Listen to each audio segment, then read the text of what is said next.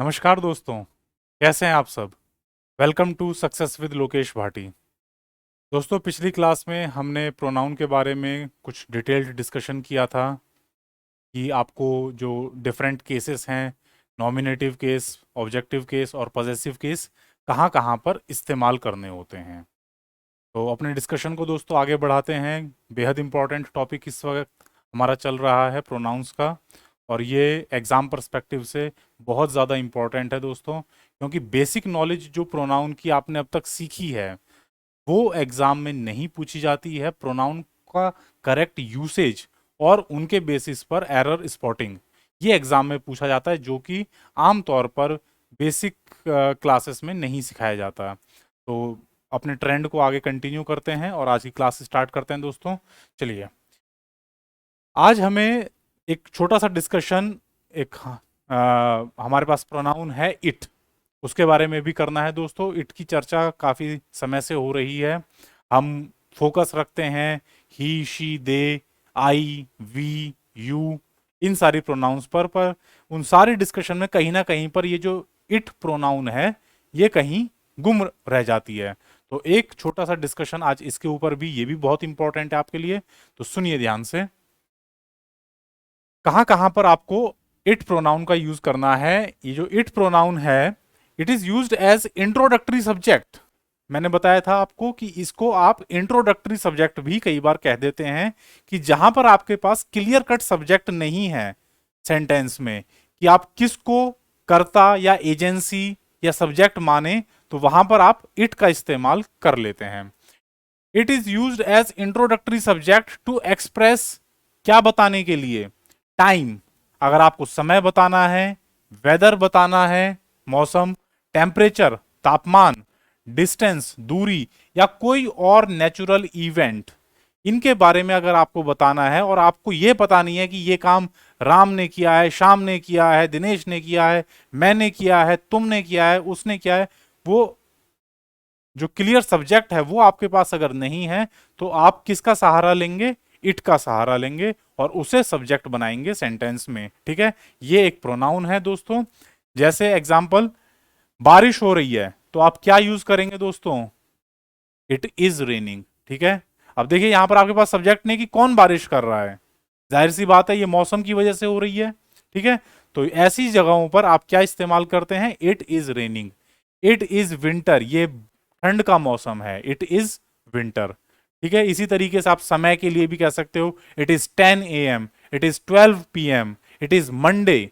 दिन भी बताने के लिए आप इस्तेमाल कर लेते हैं। आपसे पूछा जाए कि व्हाट डे इट इज, कि आज क्या दिन है, तो आप आंसर देंगे सर इट इज मंडे, आज सोमवार का दिन है। ठीक है, क्लियर। तो इस तरीके से आप इट शब्द का इस्तेमाल कहां करते हैं, जहां पर आपके पास क्लियर सब्जेक्ट नहीं है, इसको आप इंट्रोडक्टरी सब्जेक्ट के रूप में इंसर्ट कर देते हैं, इस्तेमाल करते हैं। ठीक है, चलिए आगे बात करते हैं। नेक्स्ट, अगला नियम, it is used as subject of the sentence to emphasise a noun और प्रोनाउन। कई बार इट शब्द का इस्तेमाल आप किसी नाउन या प्रोनाउन के ऊपर एम्फेसिस देने के लिए, एम्फेसिस मतलब मैंने पहले भी बताया था, जोर देने के लिए, स्ट्रेस देने के लिए, कि कोई व्यक्ति है उसने कोई काम किया, आप सेंटेंस में उस व्यक्ति के ऊपर स्ट्रेस देना चाहते हैं कि यही वो व्यक्ति था जिसने ये काम किया, तो वहां पर आप क्या इस्तेमाल करते हैं, इट का इस्तेमाल करते हैं। इट वॉज ही, ये वो था, वही आदमी था, हु हेल्प्ड यू यस्टरडे, जिसने आपकी कल मदद की थी। ठीक है, तो ऐसी जगहों पर जहां पर आपको एक्चुअल सब्जेक्ट के ऊपर जोर देना है, ही, इसने कल मदद की थी, तो इसको, इस बात को जोर देने के लिए आप क्या करते हैं, इसके आगे इट का इस्तेमाल करेंगे, इट प्रोनाउन का इस्तेमाल करते हैं, ताकि आप एक्चुअल सब्जेक्ट के ऊपर, वो नाउन भी हो सकती है, प्रोनाउन भी हो सकती है। It was Dinesh who helped you yesterday, it was Reema who sang the sweet song yesterday. ठीक है, तो कोई भी नाउन भी हो सकती है, प्रोनाउन भी हो सकती है, आप ही का इस्तेमाल कर सकते हो। It was I who helped you yesterday, it was sorry it were us who helped you yesterday. तो इस तरीके से आप नाउन या प्रोनाउन दोनों का ही इस्तेमाल कर सकते हैं, और उनके आगे अगर आप इट लगाते हैं तो उससे वो एम्फेसाइज हो जाएगा, बल दिया जाएगा। ठीक है, क्लियर। चलिए आगे बढ़ते हैं दोस्तों। नेक्स्ट, अगली बात, it is used to introduce a phrase और क्लॉज, किसी फ्रेज या क्लॉज को इंट्रोड्यूस, उसको उसके बारे में बताने के लिए आप इट शब्द का इस्तेमाल कर लेते हैं। जैसे एक सेंटेंस लेते हैं, इट इज एडमायरेबल, यानी कि ये एक अच्छी बात है, प्रशंसनीय बात है, to live with an honest man, कि आप किसी ईमानदार व्यक्ति के साथ रहें, तो ये एक अच्छी बात है। ठीक है, इसको आप ऐसे भी बना सकते थे कि to live with an honest man is admirable, ईमानदार व्यक्ति के साथ जीवन यापन करना या उसके साथ में रहना, उसकी संगत में रहना अच्छी बात है। ठीक है, अब सुनिए, to live with an honest man, ये क्या है? ये एक क्लॉज है, एक ईमानदार व्यक्ति के साथ रहना। ठीक है, और ये काम कैसा है? ये काम प्रशंसनीय है, ये दूसरा क्लॉज है। अब ये जो पहला क्लॉज है, to live with an honest man, एक ईमानदार व्यक्ति के साथ रहना, इसको हमें इंट्रोड्यूस करना है। ठीक है, सेंटेंस में इंसर्ट करना है, तो हम क्या करते हैं? इट इज एडमायरेबल, ये अच्छी बात है। क्या अच्छी बात है? To live with an honest man. इन दोनों ही तरीके से आप इस सेंटेंस को कंस्ट्रक्ट कर सकते हैं, और दोनों ही तरीके 100% करेक्ट हैं ग्रामर की दृष्टि से। ठीक है, दोनों में कोई गलती नहीं है, आप जो तरीका चाहें वो इस्तेमाल कर सकते हैं, दोनों बिल्कुल पर्टिकुलरली करेक्ट हैं। ठीक है, इसमें कोई शंका वाली बात नहीं है। चलिए आगे बढ़ते हैं, नेक्स्ट अगला नियम पढ़ते हैं। इट इज समटाइम्स यूज्ड, दोस्तों ध्यान दीजिएगा, आपको स्क्रीन पर नजर भी आ रहा होगा, जहां कहीं मैंने इट के साथ में ये एपोस्ट्रोफी का इस्तेमाल किया है, तो यहां पर इट यानी कि इट प्रोनाउन की बात की जा रही है। Is sometimes used to substitute a statement और क्लॉज, कई बार आप इट शब्द से किसी क्लॉज या स्टेटमेंट को रिप्लेस ही कर देते हैं, रिप्लेस कर देते हैं। मैंने आपको बताया था प्रोनाउंस कब रिप्लेसमेंट करती हैं? जब आप रिपीटिशन को अवॉइड करना चाहते हैं, आप नहीं चाहते कि कोई बात जिसके बारे में ऑलरेडी सेंटेंस में बातचीत चल रही है उसको दोबारा रिपीट किया जाए, तो वहां पर आप रिपीटिशन अवॉइड करने के लिए प्रोनाउंस का इस्तेमाल करते हैं। यहां पर भी एक इसी तरह का यूज आप देखने जा रहे हैं। जैसे mister Singh has made a mistake, mister Singh कोई हैं श्रीमान, उन्होंने एक गलती की, has made a mistake and he realises it, और वो इस बात को मानते हैं कि उन्होंने गलती की। अब दोस्तों, mister Singh has made a mistake and he realises that he has made a mistake, तो आपने क्या किया? आपने उसी बात को कि मिस्टर सिंह ने गलती की, इसको 2 बार लिख दिया सेंटेंस में। वो 2 बार लिखने की बजाय आप क्या करते हैं? Mister Singh has made a mistake and he realises it, तो ये जो इट शब्द है ये आपको क्या बता रहा है? यही चीज कि मिस्टर सिंह ने एक गलती कर दी। इस चीज को दोबारा लिखा जाता, इसकी बजाय आपने क्या किया? इट शब्द का इस्तेमाल कर लिया वहां पर। क्लियर? तो इस तरीके से आप किसी क्लॉज या सेंटेंस को रिप्लेस, सब्स्टिट्यूट भी कर सकते हैं इट की मदद से। क्लियर? एक और एग्जांपल ले लेते हैं। I was cheated by many people, कई लोगों ने मुझे धोखा दिया। सपोज आप कहीं पर कोई बात कर रहे हैं कि यार मेरे साथ कई बार धोखा हो गया, कई लोगों ने मेरे साथ चीटिंग कर दी। एंड आई नो इट, और ताज्जुब की बात है कि मुझे उस बात का पता भी है कि कई लोगों ने मेरे साथ धोखाधड़ी कर दी। अब ये जो धोखाधड़ी करने वाला काम है, दैट इज ए क्लॉज, ये एक क्लॉज है। इस क्लॉज को आप दोबारा भी यहां पर लिख सकते थे, and I know that many people have cheated मी। ठीक है, लेकिन उस रिपीटिशन को अवॉइड करने के लिए आपने क्या किया? यहां पर इट का इस्तेमाल कर दिया, और यहां पर इट का क्या मतलब निकलेगा? कि कई लोगों के द्वारा मेरे साथ धोखाधड़ी की गई, मेरे साथ कई लोगों ने धोखा किया। ठीक है, तो आपने क्या किया है? यहां पर क्लॉज को सब्स्टिट्यूट कर दिया इट प्रोनाउन की मदद से। ठीक है, ओके, चलिए आगे बढ़ते हैं। दोस्तों सिलेबस हमारा काफी वास्ट है, जल्दी जल्दी थोड़ा स्पीड बढ़ानी पड़ेगी। अब बात करते हैं करेक्ट यूज ऑफ प्रोनाउंस की, कुछ ऐसी पर्टिकुलर यूजेस जहां पर की एग्जाम रिलेटेड पॉइंट्स अवेलेबल हैं, अक्सर ये चीजें एग्जाम्स में पूछ ली गई हैं। पहली बात, pronoun of objective case is used after let. एक शब्द होता है दोस्तों अंग्रेजी भाषा में, इंग्लिश लैंग्वेज में, लेट। लेट यानी कि आज्ञा दीजिए, अनुमति दीजिए, करने दीजिए कोई काम। ठीक है, तो जहां कहीं पर लेट का इस्तेमाल होगा दोस्तों, इसके बाद में आपको क्या करना है? ऑब्जेक्टिव केस की प्रोनाउन का इस्तेमाल करना है। ठीक है, जैसे लेट हिम गो, उसको जाने दो। ये जो सेंटेंस बना लेट हिम गो, इसका क्या मतलब है? उसको जाने दीजिए, उसको जाने की अनुमति दो या उसको जाने दो। ठीक है, तो जब कभी आप लेट का इस्तेमाल करेंगे तो उसके साथ में आपको ऑब्जेक्टिव केस की प्रोनाउन लेनी है। ठीक है, क्यों? क्योंकि लेट खुद अपने आप में एक ट्रांजिटिव वर्ब है, आज्ञा दो। ट्रांजिटिव वर्ब्स, इसके बारे में दोस्तों डिटेल से वर्ब में पढ़ेंगे। छोटा सा बेसिक डेफिनेशन दे देता हूं चलते चलते। ट्रांजिटिव वर्ब्स वो वर्ब्स होती हैं जिनको अपने साथ में एक ऑब्जेक्ट चाहिए।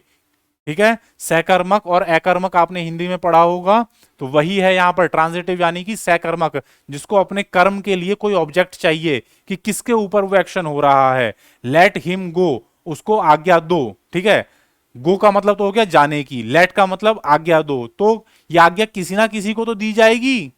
वो कौन है, किसको आज्ञा दी जा रही है? हिम को। ठीक है, तो इसीलिए लेट क्या है? ट्रांजिटिव वर्ब है, इसको आप अकेले इस्तेमाल नहीं कर सकते। अब सर इसके साथ में कोई नाउन या प्रोनाउन इस्तेमाल करनी पड़ेगी। वो नाउन या प्रोनाउन, अगर आप नाउन ले रहे हैं, लेट दिनेश गो, दिनेश को जाने दो। लेट राधा रीड, राधा को पढ़ने दो। लेट हिम गो, उसको जाने दो। तो जो प्रोनाउन है वो आपको कौन से केस की इस्तेमाल करनी है? ऑब्जेक्टिव केस की इस्तेमाल करनी है। लेट ही गो अगर लिख देते हैं तो वो गलत हो जाएगा। Clear? Let he go, let I go गलत है। Let him go, let me go, let us go. ठीक है, कई बार आप कह देते हैं दोस्तों क्या करें, late us go for a party, चलिए हम लोग एक पार्टी करने चलते हैं। ठीक है, तो इस तरीके से आप इस्तेमाल करेंगे। अस का इस्तेमाल किया ना वहां पर आपने, तो अस क्या है? ऑब्जेक्टिव केस वाली प्रोनाउन है। ठीक है, तो ये रियल लाइफ एग्जांपल से भी आप कोरिलेट कर सकते हैं चीजों को, दैट इज एब्सोल्युटली करेक्ट, उसमें कोई परेशानी नहीं है। ठीक है, चलिए दोस्तों आगे बढ़ते हैं, बात करते हैं अगले नियम की। ए preposition is followed by A pronoun of objective case. एक प्रीपोजिशन के बाद में प्रोनाउन आएगी कौन सी? ऑब्जेक्टिव केस की, not a nominative case. Nominative case वाली आप नहीं लेंगे। जैसे प्रीपोजिशन मैं आपसे पहले ही डिस्कस कर चुका हूं छोटी सी, कि एक ऐसा शब्द जो दो चीजों के बीच का रिलेशन बताता है कि कौन सी चीज ऊपर है, कौन सी चीज नीचे है, कौन सी चीज अंदर है, कौन सी चीज बाहर है। ठीक है, Mohan laughed eight you and me. Mohan तुम्हारे और मेरे ऊपर हंसा। ठीक है, मोहन हंसा, काम क्या हुआ? हंसने का। किसने किया? मोहन ने किया। किसके ऊपर हंसा? दो व्यक्तियों के ऊपर, तुम्हारे और मेरे ऊपर। ठीक है, अब दोस्तों ये जो एक्शन हुआ है हंसने का, ये मोहन ने किया। किसके ऊपर किया? भाई वो किसी ना किसी के ऊपर हंसा है। तो जिन व्यक्तियों के ऊपर हंसा है, इनका और मोहन के बीच में रिश्ता क्या है? ऊपर हंसना, लाफ एट। ठीक है, ये जो लाफ एट है, यहां पर एट शब्द जो है ये प्रीपोजिशन है। क्यों? क्योंकि ये करने वाले और होने वाले के बीच का रिलेशन दिखा रहा है कि इनके ऊपर हंसा गया है। ठीक है, अब दोस्तों प्रीपोजिशन अगर इस्तेमाल होती है तो प्रीपोजिशन के बाद में आपको प्रोनाउन अगर इस्तेमाल करनी पड़े, अगर आपको प्रोनाउन इस्तेमाल करनी पड़े तो प्रोनाउन आप कौन सी लेंगे? ऑब्जेक्टिव केस की लेंगे, नॉमिनेटिव केस की नहीं लेंगे। Mohan laughed eight you and I गलत है। Mohan laughed eight you and me. ध्यान देना, यू भी ऑब्जेक्टिव केस वाला। ठीक है, यू का ऑब्जेक्टिव केस क्या होता है? यू ही होता है। आई का ऑब्जेक्टिव केस मी होता है। सर थोड़ा सा कंफ्यूजिंग हो रहा है, कुछ चेंज कर दीजिए। Mohan laughed at him and me, उसके ऊपर और मेरे ऊपर हंसा। Mohan laughed at he and I लिख देंगे तो गलत है। नॉमिनेटिव केस वाली प्रोनाउन नहीं लेनी है, ऑब्जेक्टिव केस वाली लेनी है। ठीक है, क्लियर? चलिए अगला नियम, When like and unlike are used as prepositions, अगर आप किसी सेंटेंस में like शब्द या unlike शब्द का इस्तेमाल करते हैं, किस रूप में? प्रीपोजिशन के रूप में। In the sentence then pronoun following the preposition will be in objective case. वही नियम है, बस पिछली अब की बार हमने थोड़ा सा और स्पेसिफाई कर दिया है कि लाइक शब्द जो है ये कई बार, लाइक और अनलाइक दोनों ही कई बार प्रीपोजिशन की तरह भी इस्तेमाल कर लिए जाते हैं। और अगर आपने इनका सेंटेंस में प्रयोग प्रीपोजिशन के रूप में किया तो आपको क्या करना पड़ेगा, आपको उनके बाद में आने वाली प्रोनाउन को ऑब्जेक्टिव केस में ही लेना पड़ेगा। जैसे यू आर लाइक हर, तुम उसके जैसे हो। अब दोस्तों देखना, यहां पर दो प्रीपोजिशन है, पहली प्रीपोजिशन यू, दूसरी प्रीपोजिशन हर। तुम उसके जैसे हो, यहां पर लाइक जो है ये क्या बता रहा है, यू और हर के बीच में, ये कोई व्यक्ति, ये कोई लड़की, इनके बीच में क्या बता रहा है, रिलेशन बता रहा है कि उनके जैसा होना। ठीक है, प्रीपोजिशन है। अब ये जो पहली प्रोनाउन है ये जरूरी नहीं है, ये कौन सी केस में होगी, ये नॉमिनेटिव केस में होगी। सब्जेक्ट है तो सब्जेक्ट हमेशा नॉमिनेटिव केस में ही आपको मिलेगा। ठीक है, लेकिन जो बाद में प्रोनाउन के बाद में आने वाली प्रीपोजिशन के बाद में आने वाली प्रोनाउन है, वो आपको क्या लेनी पड़ेगी, ऑब्जेक्टिव केस की लेनी पड़ेगी। यू आर लाइक शी गलत हो जाएगा, यू आर लाइक हर कहना ठीक होगा, यू आर लाइक हिम कहना ठीक होगा, यू आर लाइक मी कहना ठीक होगा। आई इस्तेमाल कर लिया लास्ट में आपने, शी इस्तेमाल कर लिया, ही इस्तेमाल कर लिया, गलत है। ठीक है, ऑब्जेक्टिव केस वाली प्रीपोजिशन लेनी है लाइक या अनलाइक के बाद में। ठीक है, जैसे माई सन, मेरा बेटा, तो ये क्या हो गया अब दोस्तों, एक एडजेक्टिव है पॉजेसिव एडजेक्टिव माई, उसके साथ में एक नाउन है सन, बेटा, मेरा बेटा। ठीक है, लुक्स लाइक मी, मेरे जैसा ही दिखता है। ठीक है, अमूमन आप सेंटेंस इस्तेमाल करते हैं। तो लाइक जो प्रीपोजिशन आ गई, इसके बाद में आने वाली प्रोनाउन कौन सी लेनी है, ऑब्जेक्टिव केस वाली, मी।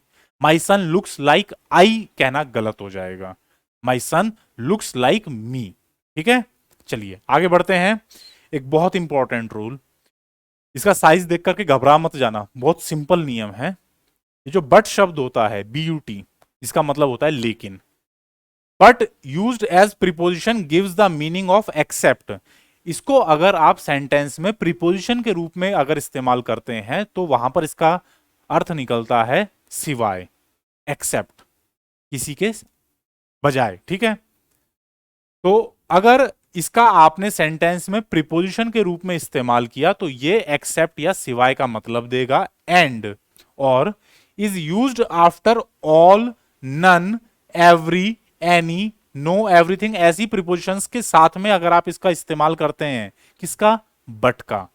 तो if but is used before the verb, अगर आपने बट शब्द को उसी सेंटेंस में वर्ब से पहले लगा दिया तो आप क्या करेंगे, नॉमिनेटिव या ऑब्जेक्टिव केस की प्रोनाउन दोनों में से कोई भी इस्तेमाल कर सकते हैं। ठीक है, अगर आपने बट शब्द को वर्ब से पहले लगाया तो फिर प्रोनाउन नॉमिनेटिव भी ले सकते हो, ऑब्जेक्टिव भी ले सकते हो, दोनों सही हैं।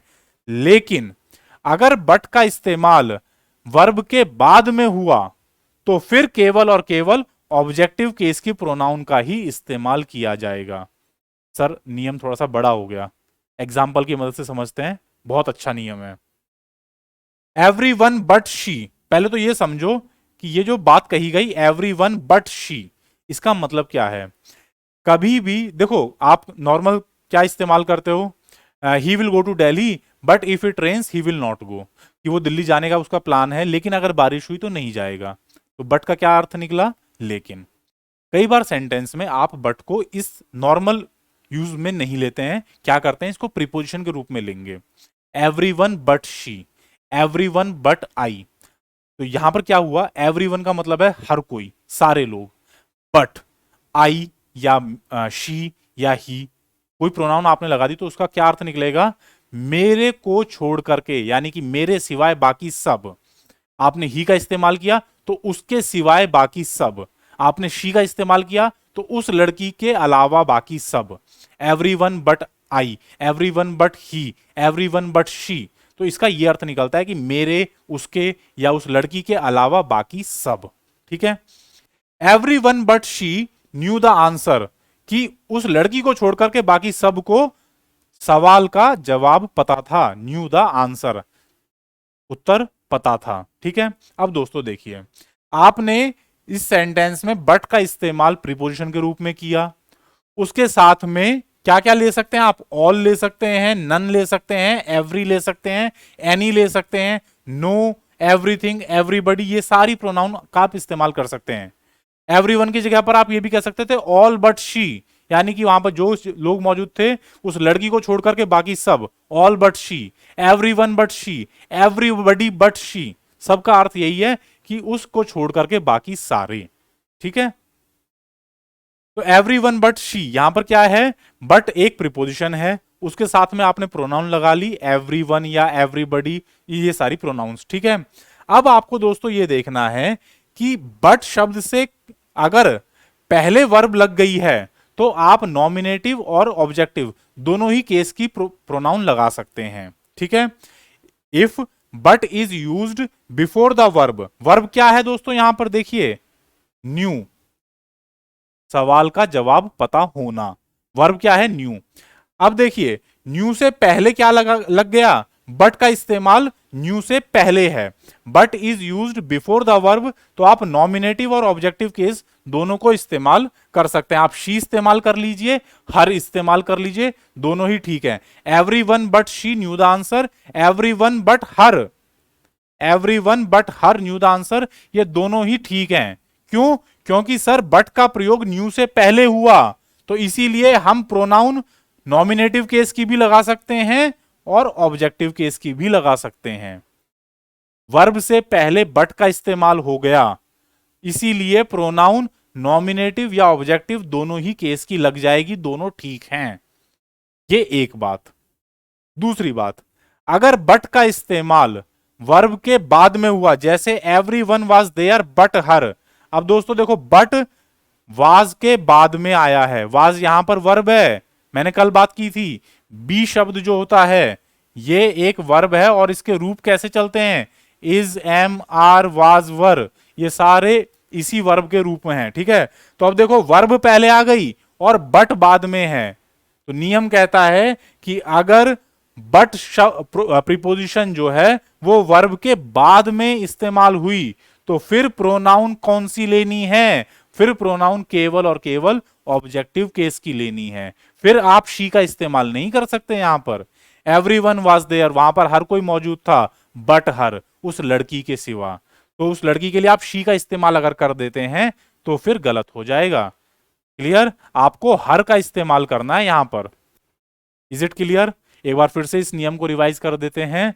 अगर आप बट शब्द का इस्तेमाल कर रहे हैं as preposition in the sentence और उसके साथ में आपने कौन कौन सी प्रोनाउंस लगाई हैं, all, none, every, any, no, everything, everybody, इस तरह की प्रोनाउंस आपने लगाई, तो आपको वहां पर बट शब्द का क्या अर्थ निकलेगा, सिवाय, एक्सेप्ट। ठीक है, अब अगर बट शब्द वर्ब से पहले आ गया तो आप प्रोनाउन ऑब्जेक्टिव केस या नॉमिनेटिव केस दोनों में इस्तेमाल कर सकते हैं।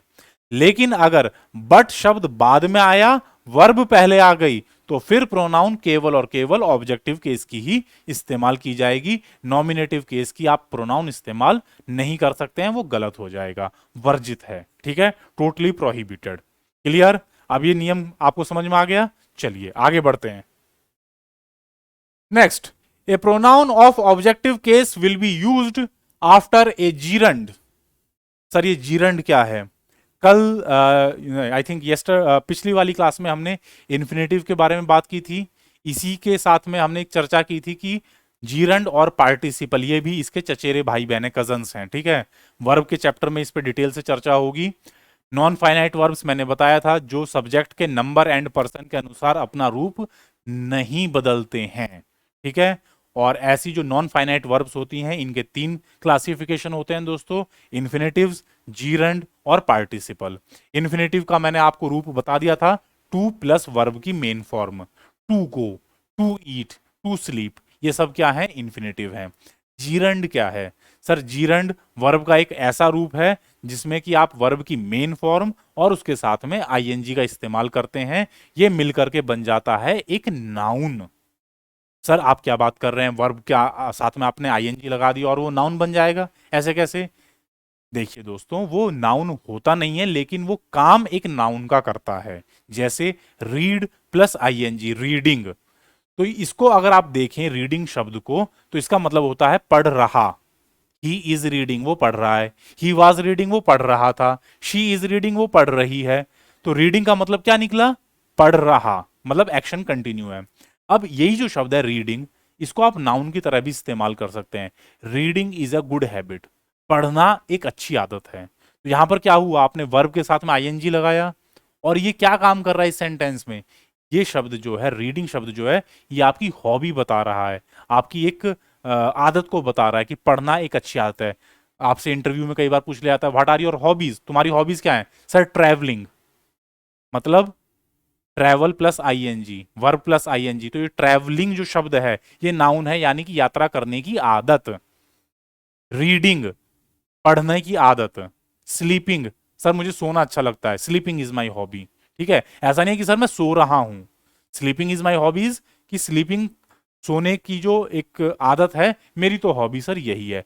गार्डनिंग, बागवानी करना। ठीक है, प्लेइंग, सर मेरी हॉबी क्रिकेट खेलना है, playing cricket is my hobby. तो यहां पर प्लेइंग जो शब्द है, इसका मतलब ये नहीं कि सर वो लड़का क्रिकेट खेल रहा है, इसका मतलब है क्रिकेट खेलने की आदत। तो ये जो शब्द होते हैं ये कहलाते हैं दोस्तों जीरंड, इनको कहा जाता है इंग्लिश ग्रामर में जीरंड। और इनका रूप कैसा होता है, वर्ब के साथ में आप आईएनजी का इस्तेमाल कर लेते हैं। ठीक है, और ये सेंटेंस में एक नाउन का काम करता है। क्लियर, चलिए आगे बात करते हैं। अगर आपने सेंटेंस में जीरंड का इस्तेमाल किया तो इसके साथ में क्या होगा दोस्तों, a pronoun of objective case, objective case की प्रोनाउन का इस्तेमाल किया जाएगा। जैसे विजिटिंग दैम, उनको मिलने जाना, इज डिलाइटफुल।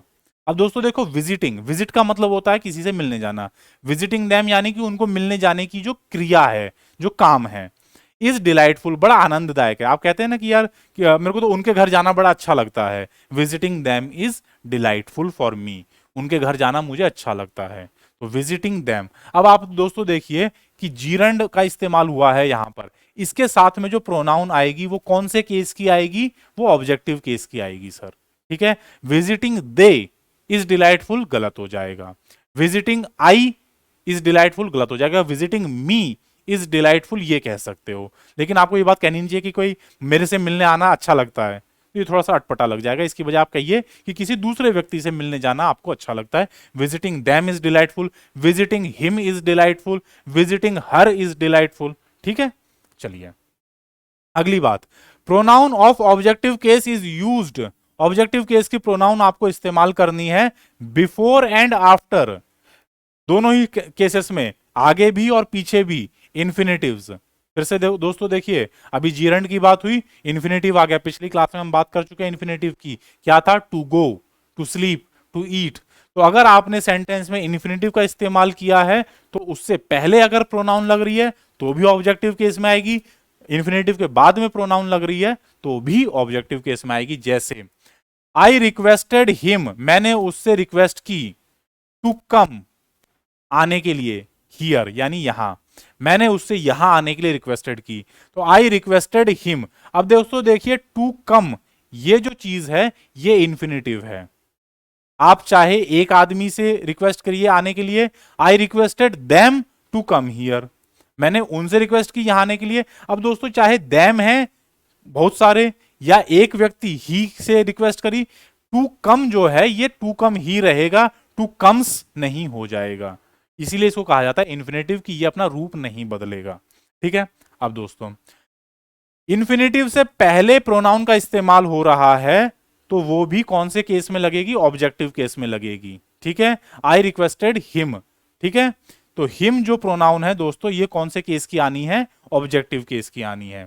अब दूसरा example, Mohan hopes to meet, Mohan उम्मीद करता है किसकी, मिलने की, किससे, मुझसे।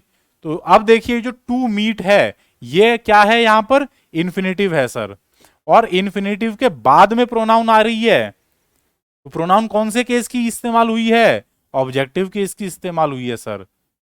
तो यानी कि आप इन्फिनेटिव का प्रयोग अगर सेंटेंस में कर रहे हैं तो इन्फिनेटिव से पहले आने वाली प्रोनाउन या इन्फिनेटिव के बाद में आने वाली प्रोनाउन दोनों ही ऑब्जेक्टिव केस की ही इस्तेमाल करनी है। सर आई की तरफ, अरे भैया ये तो सब्जेक्ट है, ये तो नॉमिनेटिव केस में ही होना है, ये कभी भी ऑब्जेक्टिव में नहीं मिलेगा। सब्जेक्ट की तरफ मत देखना, बाकी चीजों की तरफ देखिए, उनकी तरफ ध्यान केंद्रित करना है हमको। ठीक है, क्लियर, चलिए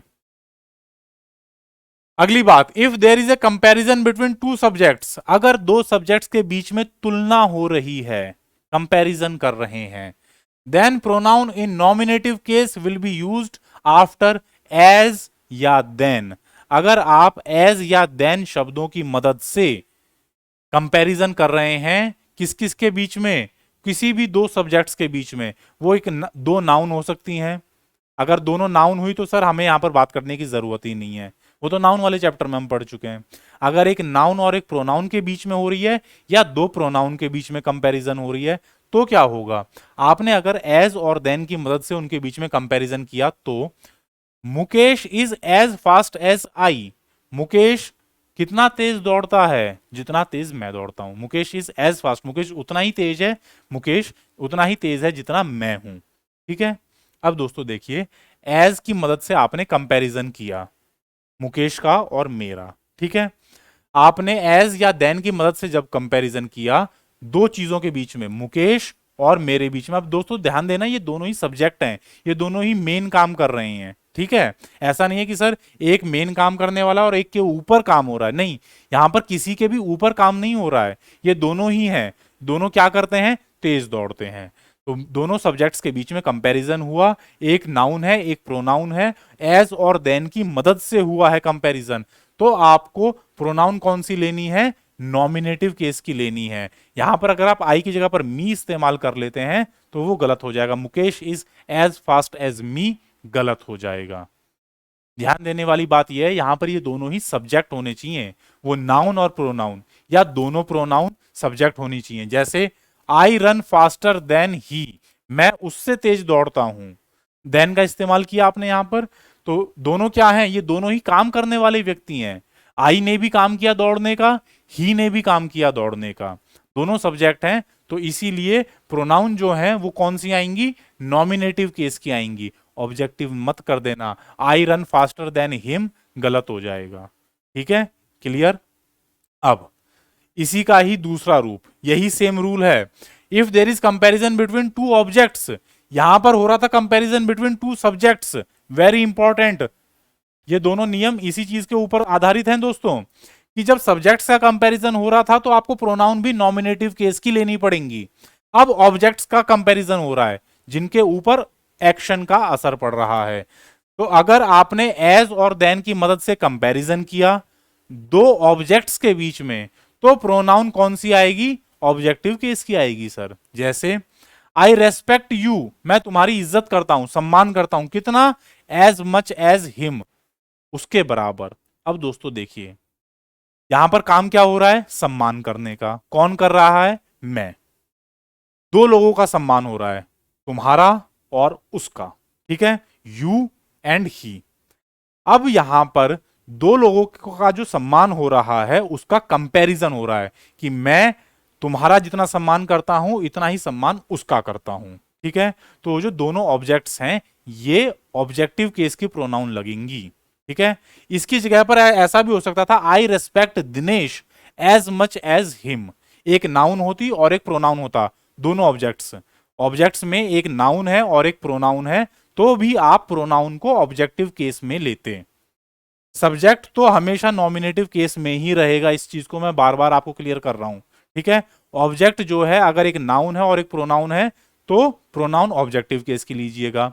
ऑब्जेक्ट दोनों ही अगर प्रोनाउन है तो दोनों को क्या लेंगे, ऑब्जेक्टिव केस में लेंगे। I respect you as much as he अगर लिख देंगे तो वो गलत हो जाएगा। ठीक है, उसका अर्थ क्या निकलेगा, अगर आपने ही इस्तेमाल कर लिया तो ग्रामर की नजर से तो वो सही है, लेकिन उसका अर्थ गलत हो जाएगा। उसका अर्थ क्या हो जाएगा कि मैं तुम्हारा उतना ही सम्मान करता हूं जितना वो तुम्हारा सम्मान करता है। अब यहां पर सब्जेक्ट दो हो गए, मैं भी तुम्हारा सम्मान करता हूं और वो लड़का भी तुम्हारा सम्मान करता है। जबकि हमें क्या कहना था कि मैं जितना सम्मान तुम्हारा करता हूं इतना ही सम्मान मैं उसका भी करता हूं। क्लियर। तो इसीलिए जब आपको यह बात कहनी है कि सब्जेक्ट तो मैं हूं, ऑब्जेक्ट तुम हो और वो लड़का है, तो आपको ऑब्जेक्ट्स को ऑब्जेक्टिव केस में लेना पड़ेगा। अगर आपने ऑब्जेक्ट को नॉमिनेटिव केस में ले लिया तो अर्थ अनर्थ हो जाएगा। ठीक है, क्लियर है।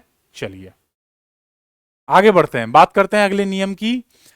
The pronoun it is used for animals, non living things, countries, kids whose gender can not be determined.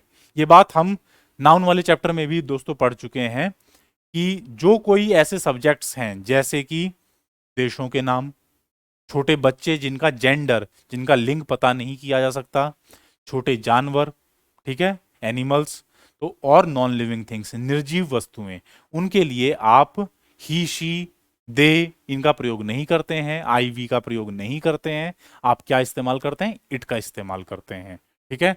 जैसे वेयर इज योर कैट, तुम्हारी बिल्ली कहाँ है? It has drunk my milk, उसने हमारे घर का दूध पी लिया। तो बिल्ली छोटा जानवर, उसके लिए आपने इट का इस्तेमाल किया। कोई निर्जीव चीज जैसे आई हैव ए चेयर, मेरे पास एक कुर्सी है, इट इज ब्रोकन, वो लेकिन टूटी हुई है। तो कुर्सी के लिए आप शी नहीं लगा सकते कि यार इसको लड़की माने या लड़का माने। निर्जीव चीज के लिए आपने इट का इस्तेमाल कर लिया। India is a country, Bharat एक देश है, इट इज वेरी बिग, देशों के लिए भी आप इट का इस्तेमाल कर लेते हैं, ठीक है। इसमें कुछ एक्सेप्शंस हैं, लेकिन देश में अगर इसको आप पर्सोनिफाई करते हैं तो फिर इसको नाउन में मैंने बताया था आपको इसको स्त्रीलिंग में लेना होता है, फेमिनाइन जेंडर में लेना होता है, ठीक है। क्लियर? चलिए, अच्छा, जो निर्जीव चीजें हैं उसमें भी एक एक्सेप्शन था। नाउन के चैप्टर में हमने पढ़ा था कि अगर जो बल, पावरफुल वाली चीजें हैं नॉन लिविंग थिंग्स में, जैसे सूर्य, ठीक है, तो उन्हें आप मैस्कुलाइन जेंडर मानते हैं, और जो निर्जीव चीजों में कोमल, सॉफ्ट, ब्यूटीफुल लाइक चीजें हैं उन्हें आप फेमिनाइन में मानते हो, जैसे नेचर, जैसे अर्थ, ठीक है। चलिए, इफ टू और मोर प्रोनाउंस आर यूज्ड। अब दोस्तों ये जो टॉपिक है इसको मैं मार्क करूंगा वेरी वेरी इंपॉर्टेंट, बहुत ज्यादा इंपॉर्टेंट है। केवल जो बच्चे एग्जाम देने के लिए बैठने वाले हैं उनके लिए ही नहीं, जो लोग ऑफिसों में या अपने दैनिक क्रियाकलाप में इंग्लिश का इस्तेमाल करते हैं उनके लिए भी ये वाला पॉइंट बहुत ज्यादा इंपॉर्टेंट है कि अगर आपको किसी सेंटेंस में दो या दो से ज्यादा प्रोनाउंस का इस्तेमाल करना पड़ता है, तो सर केस तो हमने चलो उनके समझ लिए कि नॉमिनेटिव केस लेना है, ऑब्जेक्टिव केस लेना है, कौन सा केस लेना है, बट उनकी प्लेसिंग कैसे होगी, किसको पहले तवज्जो दी जाएगी, ठीक है। आप लोगों के यहाँ एक प्रक्रिया होगी कि भाई जो सीनियर आदमी होता है उसको चारपाई पे सिरहाने पर बैठाते हैं ना, तो ये जो चीज, यही जो एक कल्चर है, ये इंग्लिश लैंग्वेज में भी फॉलो किया जाता है कि कौन सी प्रोनाउन को हमें सेंटेंस में पहले लेना है, कौन सी प्रोनाउन को बाद में लेना है, ठीक है। तो उसके लिए जो नियम है दोस्तों, वो नियम आप डिस्कस करने जा रहे हैं, बहुत बहुत ध्यान से सुनिएगा इसको। अगर आप सेंटेंस में दो या दो से ज्यादा प्रोनाउंस का इस्तेमाल कर रहे हैं, then sequence will be, sequence क्या इस्तेमाल होगा? 2-3-1, 2-3-1 का सीक्वेंस इस्तेमाल होगा। सर ये 2-3-1 क्या है? सेकंड पर्सन पहले, थर्ड पर्सन उसके बाद में, और फर्स्ट पर्सन सबसे लास्ट में। सबसे पहले सेकंड पर्सन, फिर थर्ड पर्सन, और सबसे लास्ट में फर्स्ट पर्सन का इस्तेमाल होगा। सर अगर तीनों इस्तेमाल ही नहीं हुई, दो इस्तेमाल हुई, तो जो भी दो इस्तेमाल हुई है, सेकंड पर्सन और थर्ड पर्सन इस्तेमाल हुई है तो 2-3 लेंगे, थर्ड पर्सन और फर्स्ट पर्सन इस्तेमाल हुई है तो 3-1 लेंगे।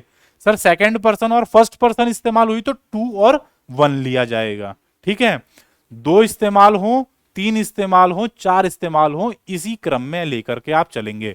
सेकंड पर्सन की जो प्रोनाउन है उन्हें सबसे पहले लिया जाएगा, उसके बाद में थर्ड पर्सन वाली ली जाएंगी, उसके बाद में फर्स्ट पर्सन वाली ली जाएंगी, ठीक है। जैसे you, he and I will go there, तुम, वो और मैं वहां अमुक जगह चलेंगे, लद्दाख चलेंगे, दार्जिलिंग चलेंगे, दिल्ली चलेंगे, कहीं भी जा सकते हैं आप। इंपॉर्टेंट ये नहीं है कि आप कहां जा रहे हैं, इंपॉर्टेंट ये है कि प्रोनाउन का सीक्वेंस क्या लिया जाना है। सेकंड पर्सन यू सबसे पहले, थर्ड पर्सन में ही, शी, दे, इट उनका इस्तेमाल, और फर्स्ट पर्सन में आई और वी सबसे लास्ट में, ठीक है। तो ये सीक्वेंस आपको मेंटेन करना है सेंटेंस में 2-3-1 का। तीनों ही लोग क्या हैं? सब्जेक्ट हैं। घूमने जाने का काम हो रहा है कहीं ना कहीं, कौन कौन जा रहे हैं? ये सर 3 लोग जा रहे हैं, तो अब इन 3 लोगों को आपको लाइन में लगाना पड़ेगा। किस लाइन, किस तरीके से लगाएंगे? सर सेकंड पर्सन वाले जो हैं वो सबसे पहले, उसके बाद में थर्ड पर्सन वाले, और सबसे लास्ट में फर्स्ट पर्सन वाले, ठीक है। क्लियर है मेरी बात? चलिए नेक्स्ट। अब if the sentence is in context of some, अब बात हो रही थी सम्मान की पिछले सेंटेंस में, तो आपने 2-3-1 का इस्तेमाल किया था। लेकिन अगर बात हो रही है कि जी कुछ लोगों ने जो है कोई घटिया काम कर दिया, कोई अपराध कर दिया, कहीं लड़ाई झगड़ा कर दिया, कहीं चोरी कर दी, कहीं कोई मतलब घटिया काम, गंदा काम कर दिया, तब क्या किया जाएगा सर? तब भी सर यही सीनियोरिटी दी जाएगी क्या? नहीं, तब सीनियोरिटी नहीं, ये वाली फॉलो नहीं होगी, तब दूसरी वाली लगेगी। तब क्या लगेगा? अगर कोई मिस्टेक हो गई है, कोई गलती हुई, कोई पाप हो गया, कोई दुर्घटना हो गई है, कोई क्राइम अपराध कर दिया, या कोई भी घटिया काम, सम बैड सेंस, किसी भी घटिया काम के संदर्भ में तीन लोग, दो या दो से ज्यादा प्रोनाउंस वहां पर लिप्त हैं, पाई गई हैं, तो सीक्वेंस क्या लगेगा सर? तब सीक्वेंस 1 2 3 का लगेगा। तब सबसे पहले फर्स्ट पर्सन, फिर सेकंड पर्सन, और फिर थर्ड पर्सन। ठीक है, इसको ध्यान दीजिएगा। अगर घटिया काम की बात हो रही है, पिछला वाला था 2 3 1, सम्मान दिया जा रहा है जी, सिरहाने पे किसको बैठाया जाएगा? तो 2 3 1 के सीक्वेंस में बैठेंगे। लेकिन अगर जेल जाने की बात है, पिटाई होने की बात है, जुर्म की बात है, सजा सुनाई जानी है, तो फिर वहां पर 1 2 3 वाला सीक्वेंस लगेगा। जैसे I, you and he are criminals, अपराधी हैं। क्लास में आकर के मास्टर जी ने पूछा कि शोर कौन कौन मचा रहा था, हु वर मेकिंग नॉइस, तो क्या कहेंगे? Sir I and he were making noise, मैं और ये लड़का शोर मचा रहे थे। ये नहीं कहेंगे sir he and I was making noise, कि वो और मैं शोर मचा रहे थे। अब यहां पर दोस्तों क्योंकि घटिया काम की बात हुई है, कुछ शरारत करी गई है, तो इसीलिए आपको फर्स्ट पर्सन आई और वी, इन्हें सबसे पहले लेना होगा। उसके बाद में आएगा यू, और लास्ट में आएगा ही, शी, दे, इट। ठीक है, तो जब सम्मान की बात होगी तब आप 2 3 1 लेकर के चलेंगे। जब घटिया कोई काम हो गया है, कोई शैतानी हो गई है, कोई अपराध हो गया है, कुछ भी ऐसी मतलब शर्मनाक बात अगर है, तब वहां पर आपको दोस्तों 1 2 3 वाला सीक्वेंस लेकर के चलना है। ठीक है, क्लियर? मेरी बात समझ में आ गई? यहां पर भी दोस्तों एक एग्जाम्पल दे देते हैं कि अगर दो ही प्रोनाउन है तब क्या करना पड़ेगा। अगर फर्स्ट और सेकंड, फर्स्ट पर्सन और सेकंड पर्सन ही है, तो सर थर्ड को तो देखो ही मत, आई पहले आएगा, यू बाद में आएगा।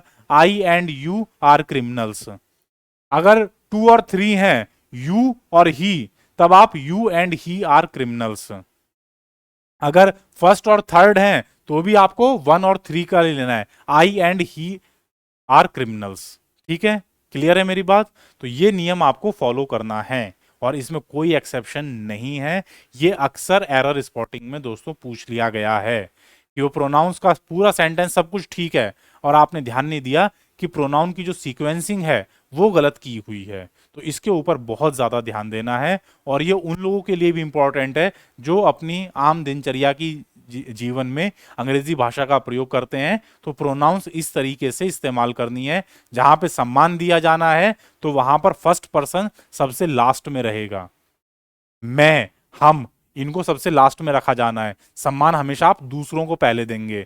और जहां पर कुछ बुरा हो गया है, कुछ घटिया काम हो गया है, कुछ उपद्रव कर दिया, कुछ शरारत कर दी, कोई अपराध कर दिया, वहां पर आई और वी यानी मैं और हम सबसे पहले खड़े होंगे। ठीक है, ये बेसिक शिष्टाचार याद रखिएगा। ठीक है, चलिए आगे बढ़ते हैं। 12th पॉइंट दोस्तों, if collective noun is used as subject in a sentence, अगर आपने किसी सेंटेंस में कलेक्टिव नाउन का इस्तेमाल किया है। कलेक्टिव नाउन मैं आपको नाउन के चैप्टर में पढ़ा चुका हूं, जहां पर एक क्लास, एक कम्युनिटी की बात होती है, जैसे जूरी यानी कि जजेस की खंडपीठ, टीम खिलाड़ियों का समूह, ठीक है, फौजियों का समूह, आर्मी सेना कहा जाता है। ठीक है, तो इस तरह के जो शब्द होते हैं कलेक्टिव नाउन्स, समूहवाचक संज्ञा, उसको आपने सेंटेंस में सब्जेक्ट के रूप में इस्तेमाल किया। एंड और इंपॉर्टेंट क्या है कि उनका जो एक्शन है, वो जो काम कर रहे हैं, वो उनकी एकता को दर्शा रहा है कि वो सब एक दिशा में ही काम कर रहे हैं, इकट्ठे होकर के काम कर रहे हैं। तब क्या होगा, आप वहां पर सिंगुलर प्रोनाउन या सिंगुलर एडजेक्टिव का इस्तेमाल करेंगे। ठीक है, और इसके साथ में प्रोनाउन कौन सी लगेगी? इट लगेगी, इट्स लगेगी, या इटसेल्फ लगेगी। अगर आपने एक कलेक्टिव नाउन का इस्तेमाल किया एज सब्जेक्ट, और उस कलेक्टिव नाउन का एक्शन एक ही दिशा में है। ऐसा नहीं है कि जी मैं तो इधर की गा रहा था, वो आदमी उधर की गा रहा था, नहीं, सब लोग एक ही सुर में बात कर रहे थे, पूरी टीम एक ही तरीके से खेल रही थी, पूरी फौज कदम ताल करती हुई चल रही थी एक साथ में। ठीक है, तो इस तरह के अगर काम हो रहे हैं तो आप सिंगुलर प्रोनाउन या सिंगुलर एडजेक्टिव का इस्तेमाल करेंगे, जैसे इट, इट्स या इटसेल्फ। एग्जाम्पल लीजिए, the army had to face terrible weather in its march. एक सेना जो है किसी तरफ कूच कर रही थी और रास्ते में उसे क्या मिला, मौसम बड़ा खराब मिला। तो आप क्या लेंगे, इट्स मार्च। ठीक है, आर्मी को अपनी कूच करने में बहुत कठिन मौसम का सामना करना पड़ा, तो इसीलिए आपने इसके लिए प्रोनाउन क्या ली, इट्स का इस्तेमाल किया। देयर का इस्तेमाल नहीं करना है, अगर आपने देयर का इस्तेमाल कर दिया तो वो गलत हो जाएगा। ठीक है, इसी तरीके से द जूरी यानी कि खंडपीठ हैज गिवन इट्स वर्डिक्ट। ध्यान दीजिएगा, खंडपीठ में तो कई सारे जज थे, लेकिन उन सब ने मिल करके एक फैसला सुनाया है, यानी कि वो सब एक ही दिशा में काम कर रहे हैं। तो इसीलिए आप क्या करेंगे, सिंगुलर मानेंगे इसको, और इसके लिए प्रोनाउन कैसी ली जाएगी, सिंगुलर वाली ली जाएगी, इट्स। ठीक है, अगर आपने देयर वर्डिक्ट कह दिया तो ये गलत हो जाएगा। अब दोस्तों ऐसा नहीं है कि अच्छा, हमारे पास 2 मिनट का समय है, इसका अगला जो एक्सेप्शन है वो भी डिस्कस कर लेते हैं। अगर यही कलेक्टिव नाउन्स दोस्तों अपने एक्शन में बटे हुए हैं, मतलब सब अलग अलग तरफ काम कर रहे हैं, तब इसको आप, इस कलेक्टिव नाउन को आपको प्लूरल मानना पड़ेगा, और इसके लिए प्लूरल नाउन, प्लूरल प्रोनाउन का इस्तेमाल करना पड़ेगा। कैसे, देखिए, if collective noun is used as subject in a sentence and the action is not in unison। सबसे इंपॉर्टेंट बात दोस्तों यही है कि पिछली पॉइंट में एक्शन यूनिसन में था, एक ही तरफ काम हो रहा था, अब एक तरफ काम नहीं हो रहा है, एक्शन बटा हुआ है, सब अपने अपने मन के हिसाब से काम कर रहे हैं। तब क्या करोगे, प्लूरल प्रोनाउन लोगे या प्लूरल एडजेक्टिव लोगे। सर आप बार बार एडजेक्टिव की बात क्यों कर रहे हो, क्योंकि दोस्तों आपको इसके साथ में कई बार एडजेक्टिव का भी तो इस्तेमाल करना पड़ता है। देयर वर्डिक्ट, इट्स वर्डिक्ट, तो या तो प्रोनाउन इस्तेमाल होगी या प्रोनाउन के साथ में एक एडजेक्टिव का इस्तेमाल किया जा सकता है। ठीक है, और अगर यूनिसन में नहीं है तब आप क्या इस्तेमाल करेंगे, दे, देम, देयर, देयर्स या देमसेल्व्स का इस्तेमाल किया जाएगा। ठीक है, आ रही मेरी बात समझ में। जैसे पिछले सेंटेंस में हमने सॉरी पिछले पॉइंट में हमने एग्जांपल लिया था, jury gave its verdict, jury ने अपना फैसला सुनाया, एक ही फैसला सुनाया, jury has given its verdict. क्यों, क्योंकि एक फैसला था। अब अगर वो जो खंडपीठ है उसमें 5 या 7 जजेस हैं, कई सारे जजेस हैं, उनका सबका फैसला अलग अलग है, तब क्या होगा, द जूरी वर डिवाइडेड, बटे हुए थे इन देयर ओपिनियन, उनके सबके जो विचार थे वो अलग अलग बटे हुए थे। अब देखिए, जैसे ही मतभेद हुआ, अलग अलग दिशा में सोचना शुरू किया, तो ये जूरी जो शब्द है ये अब प्लूरल ले रहा है, वर, वहां पर वाज ले रहा था, यहां पर वर ले लिया इसने, और इसके साथ में प्रोनाउन कौन सी, पीछे कौन सी यूज की थी, इट्स का इस्तेमाल किया था, सिंगुलर, अब क्या ले रहे हो, देयर का इस्तेमाल कर रहे हो। ठीक है, तो यानी कि जैसे ही कलेक्टिव नाउन ने जो काम किया वो अगर अलग अलग बटा हुआ है, अलग अलग दिशा में है, तो उसे आप प्लूरल प्रोनाउन और प्लूरल एडजेक्टिव का इस्तेमाल करेंगे। अगर एक ही दिशा में कर रहे हैं तो फिर उसे आप सिंगुलर प्रोनाउन या सिंगुलर एडजेक्टिव के साथ में इस्तेमाल कर सकते हैं। ठीक है, क्लियर है मेरी बात दोस्तों। तो आज की क्लास दोस्तों यहीं तक रखेंगे, आगे के पॉइंट्स हम अगली क्लास में डिस्कस करेंगे। और एक जरूरी सूचना आप सबके लिए दोस्तों, ऐसा पता चला है कि YouTube जो एक एल्गोरिथम यूज करता है, उस एल्गोरिथम में दोस्तों आपके द्वारा दिए गए लाइक्स का बहुत ज्यादा इंपॉर्टेंट रोल रहता है। तो ताकि ये जो प्रयास है दोस्तों इंग्लिश लैंग्वेज के लिए, हम ऑनलाइन जो आपको कोशिश कर रहे हैं, टोटली फ्री ऑफ कॉस्ट है, ये एक ह्यूमैनिटेरियन ग्राउंड पर किया गया प्रयास है, इसके लिए कोई पैसा चार्ज नहीं किया जा रहा है। तो मेरी रिक्वेस्ट आपसे ये है कि हम इस चीज को ज्यादा से ज्यादा जरूरतमंद बच्चों तक, लोगों तक पहुंचा सकें, उसके लिए ये जरूरी हो जाता है कि आपके द्वारा दिए गए लाइक्स के आधार पर ही YouTube हमारे जो ये वीडियोस हैं इनको और लोगों को सजेस्ट कर पाएगा।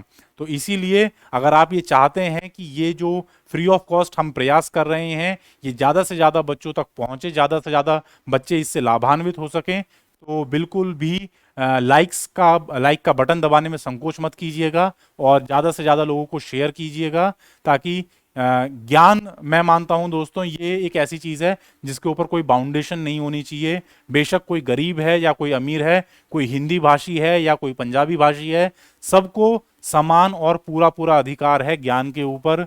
और मेरी यही कोशिश है, इसीलिए मैं मतलब बिजी शेड्यूल होने के बावजूद भी ये कोशिश करता हूं कि हर दूसरे दिन आपके पास एक वीडियो इंग्लिश ग्रामर की पहुंच जाए। ठीक है दोस्तों, तो मेरी इसी रिक्वेस्ट को, ये आपसे विनम्र निवेदन है। और इसी के साथ में मैं अपनी आज की वीडियो को दोस्तों कंक्लूड करना चाहूँगा। कोशिश कीजिएगा जितना ज़्यादा से ज़्यादा हो सके लाइक, सब्सक्राइब और शेयर कीजिएगा चैनल को। ठीक है दोस्तों, धन्यवाद। जय हिंद, नमस्कार।